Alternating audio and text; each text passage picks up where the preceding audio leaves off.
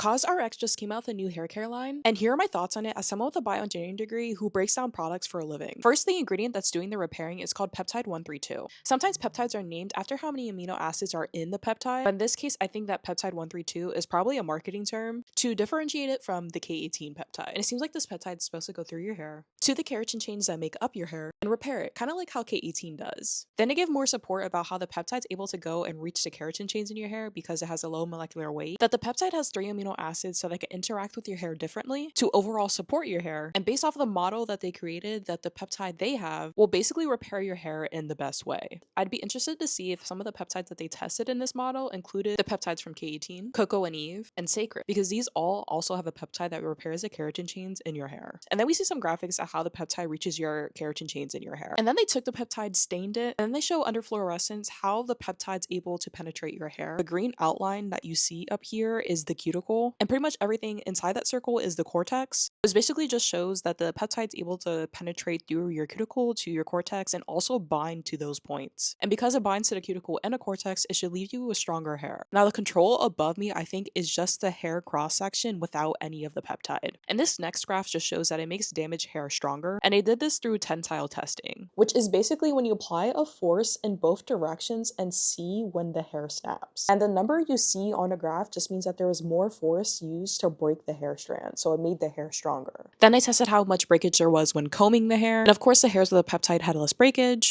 indicating again that it makes your hair stronger. I usually hate when hair care brands take images like this. They use something called an SEM, which is a scanning electron microscope. And to use this microscope, you have to coat the sample, in this case hair, in metal. And the sample goes inside this chamber right here. And then in this chamber, electron beams are shot at the sample, and that's how you see images. And typically hair care brands like Olaplex like to use before and afters to show how the hair looks before and after using the product. This one's from ePraise website. But you can't put a metal coating on damaged hair and then apply a treatment and then put the metal coating back on again. Like, it's just not doable. So these images are super misleading, but I liked how they showed that the control is just damaged hair, and then this one is damaged hair with the peptide, and that's completely doable because these are 2 different hair strands. I would say overall cosrx is definitely worth a try, and I'm really interested to see how it compares to all the other molecular repair products. Let me know if you want me to try it and if you try it yourself.